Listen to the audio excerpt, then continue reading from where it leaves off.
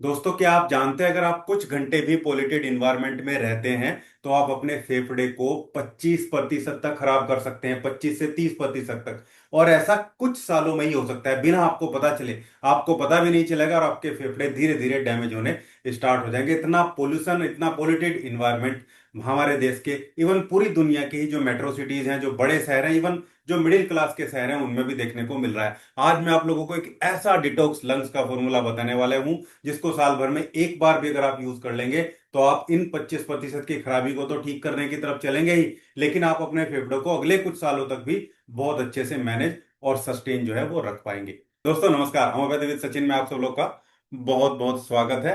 आप देखिए यहाँ, आपको जो अभी मैंने एक छोटा सा जो आइडिया दिया है कितना नुकसान फेफड़ों को हो रहा है, लंग्स में टॉक्सिन कैसे बनते हैं, ये टॉक्सिन आखिर जाते कैसे हैं। देखिए, एयर क्वालिटी का जो इंडेक्स है वो बहुत बुरा, बहुत खराब हो चुका है। और बहुत छोटे पार्टिकल भी हमारे जो लंग्स की बहुत छोटी यूनिट होती है जहां से गैसेस का एक्सचेंज होता है, एल्वेलाई, वहां में जाके डिपॉजिट हो जाते हैं और उसको धीरे धीरे खराब करने लगते हैं। इवन स्मोकिंग और पैसिव स्मोकिंग, यानी कि बीड़ी सिगरेट पीने वाले के बराबर में भी आप बैठ के तो भी आप अपने फेफड़े खराब कर रहे हैं। लगातार टार आपके जो फेफड़ों में खराब चीजें वो बन रही है और एल्वेलाई लेवल पे गड़बड़ होती है। इंडस्ट्रियल केमिकल्स, इंडस्ट्री से निकलने वाले जो जो अलग अलग टाइप के हैवी मेटल्स और केमिकल हैं, उससे फेफड़े खराब होते हैं। इन्फेक्शन हमें साल भर में अगर बार बार होता रहा, उससे फेफड़े खराब होते हैं।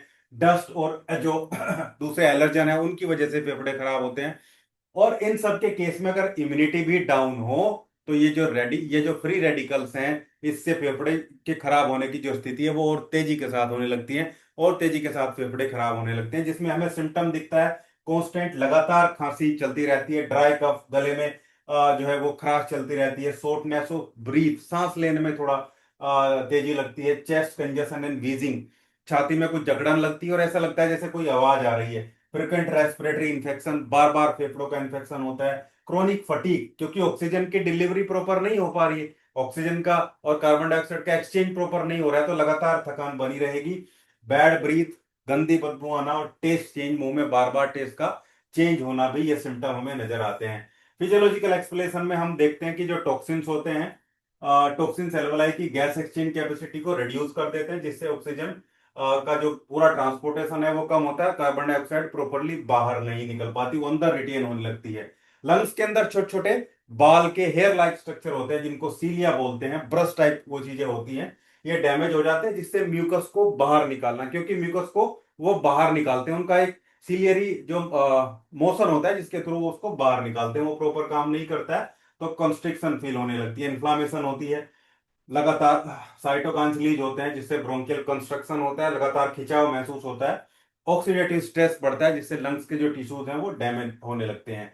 जो डिटॉक्सिफिकेशन फॉर्मूला मैं आप लोगों को बता रहा हूं, इसको आप लगातार यूज करिए और साथ में कुछ आप लाइफस्टाइल चेंजेस करिए।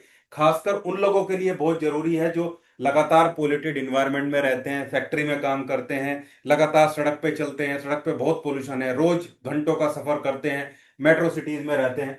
तो डीप ब्रीथिंग एक्सरसाइज करिए, लगातार प्राणायाम या कोई भी आप ऐसी एक्सरसाइज करिए, अनुलोम विलोम वगैरह, और स्टीमिंग विद अजवाइन या कोई भी ऐसी अच्छा जो केमिकल होता है, जैसे मिंट भी होता है, उसके उसको भाप बना के उड़ाइए, उसको जो है वो स्मेल करिए, अंदर इनहेल करिए। और स्मोक को अवॉइड करिए, डस्ट के एक्सपोजर को अवॉइड करिए, हल्के फुल्के जो मास्क होता है उनका यूज करिए।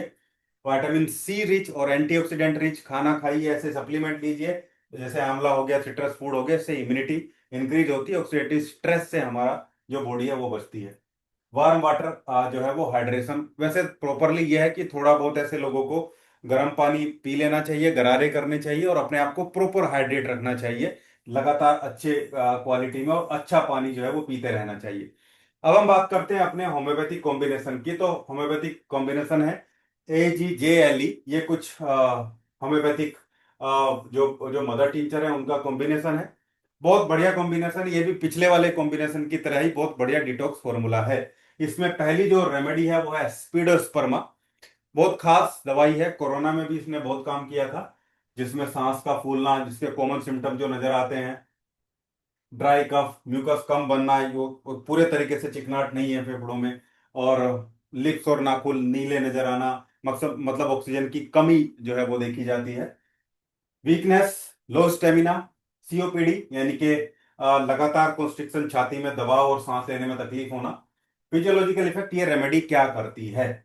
ये एल्वेलर लेवल पे स्टिमुलेशन करती है, जिससे जो गैसेस का एक्सचेंज है वो प्रॉपर हो जाता है, CO2 का एलिमिनेशन प्रॉपर होता है, यानी कि खराब गैस बाहर अच्छे से निकलती है।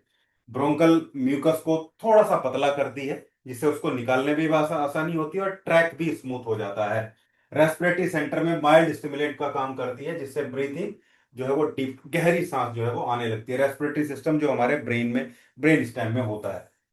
नेक्स्ट जो मदर टिंचर है दैट इज ग्रेंडिला। ये भी बहुत खास मदर टिंचर है।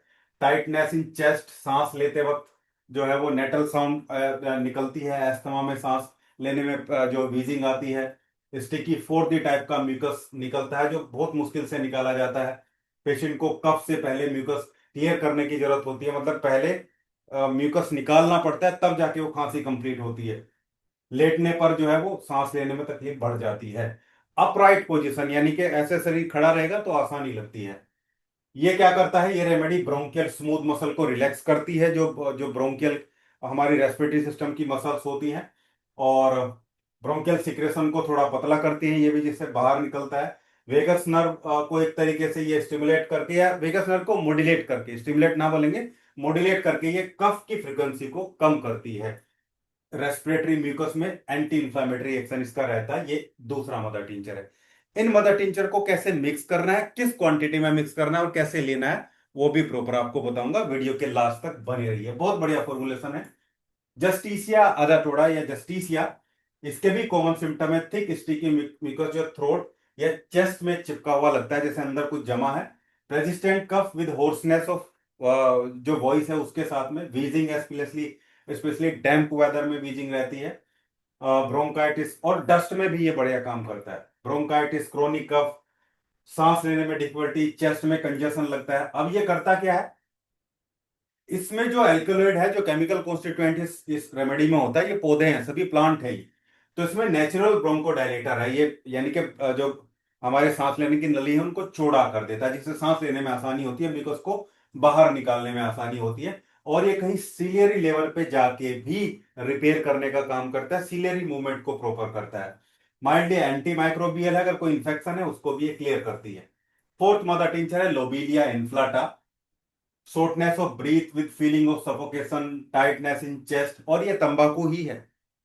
इंडियन टोबैको जो होता है वही ये रेमेडी है। नोजिया, प्रोफिस, मुंह से पानी निकलता है लगातार, नोजिया मतलब चक्कर आते हैं। और स्मोकर्स की बहुत बढ़िया रेमेडी है, जो जो बीड़ी पी के जिनको तकलीफ हुई है। पेशेंट को लगता है कि सांस लेने के लिए चेस्ट को एक्सपेंड नहीं हो पा रही है, पूरी चेस्ट खुल नहीं पा रही है। सांस अंदर बढ़ता है तो लगता है जैसे जकड़ गई है, फूल नहीं, फैल नहीं रही है छाती, फेफड़े फैल नहीं रही है। तो ये रेमेडी क्या करती है? इसके nicotine like alkaloid respiratory centre को स्टिमुलेट करते हैं, जिससे गहरी सांस लेने में आसानी होती है। ब्रोंकियल मसल्स को रिलैक्स करते हैं, जिससे एयर फ्लो इंप्रूव होता है। पैरासिम्पैथेटिक नर्वस सिस्टम को स्टिमुलेट करते हैं, जिससे म्यूकस सिक्रेशन थोड़ा इजी होता है। और हालांकि बहुत ज्यादा हाई डोज में हमें नहीं लेना, ये तो एक